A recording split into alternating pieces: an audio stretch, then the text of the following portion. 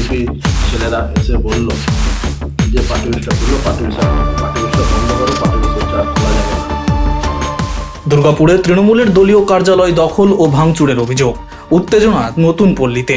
তৃণমূলের দলীয় কার্যালয় দখল এবং দলীয় কর্মীদের বাড়িতে ভাঙচুরের অভিযোগকে ঘিরে উত্তেজনা ছড়ালো দুর্গাপুরের 14 নম্বর ওয়ার্ডের নতুন পল্লী এলাকায়।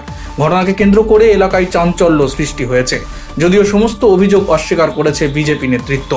সোমবার দুপুর 2:30টার সময় 2 নম্বর ব্লক তৃণমূল যুব সভাপতি রাজু সিং অভিযোগ করেন, রবিবার রাতে কয়েকজন বিজেপি কর্মী দলীয় কার্যালয়ে এসে তাকে সেখান থেকে বেরিয়ে যেতে বলে। এরপর তার কাছ থেকে কার্যালয়ের চাবি নিয়ে জোর করে অফিস খোলা হয় বলে দাবি। রাজু সিং এর আরও অভিযোগ, এরপরই বিজেপি কর্মী সমর্থকেরা এলাকায় তৃণমূল কর্মীদের বাড়িতে ভাঙচুর চালায়। তিনি বলেন, বিজেপির উচ্চ নেতৃত্ব নিজেদের দলীয় কার্যালয় খোলার কথা বলছে, কিন্তু এখানে আমাদের উপর তাণ্ডব চালানো হচ্ছে। এলাকার মানুষ আতঙ্কের মধ্যে রয়েছেন। আমি নতুন পল্লীর তৃণমূল কংগ্রেস কার্যালয়ে পার্টি অফিস খুলে বসেছিলাম। সেই সময় দেখলাম 50-60 জন ছেলে নতুন পল্লী অফিসের কাছে এলো এবং গান্ধীর নেতৃত্বে বিজেপির ছেলেরা এসে বলল যে পার্টি অফিসটা খুললো, পার্টি অফিসটা বন্ধ করো, পার্টি অফিস হচ্ছে আর খোলা যাবে না।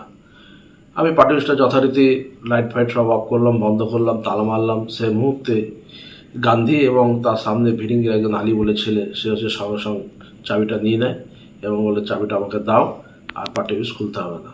আমি যথারীতি চাবিটা দিয়ে দিলাম। তারপর আমি ওইখানে সবাই ওরা বেরিয়ে গেল, আমিও বেরিয়ে পড়লাম। তারপরেই আবার দেখা গেল যে নতুন পল্লী রুইদাস পাড়াতে সেই ছেলেরাই এগিয়ে হচ্ছে অমিত ব্যানার্জির বাড়ি ভাঙচুর করলো এবং হচ্ছে সুমন্তর বাড়ি হচ্ছে রুইদাস পাড়াতে ভাঙচুর করলো। অন্যদিকে বিজেপির জেলা মুখপাত্র সুমন্ত মণ্ডল সমস্ত অভিযোগ ভিত্তিহীন বলে দাবি করেছেন। তার বক্তব্য, এই ঘটনায় বিজেপির আদি কর্মীদের কোনো ভূমিকা নেই, তৃণমূলের লোকজনই নিজেদের মধ্যে এসব ঘটনা ঘটাচ্ছে। এইসব যত ঘটনা ঘটছে এগুলো তৃণমূলের গোষ্ঠীদ্বন্দ্বের ফল, আর বিভিন্ন জায়গায় তাদের পুরনো গোষ্ঠীদ্বন্দ্বটাই আজকে প্রকাশ্যে আসছে, আর সেগুলোকে তৃণমূল বিজেপির নাম দিয়ে চালনা করার চেষ্টা করছে। ভারতীয় জনতা পার্টির এই কালচার নয়।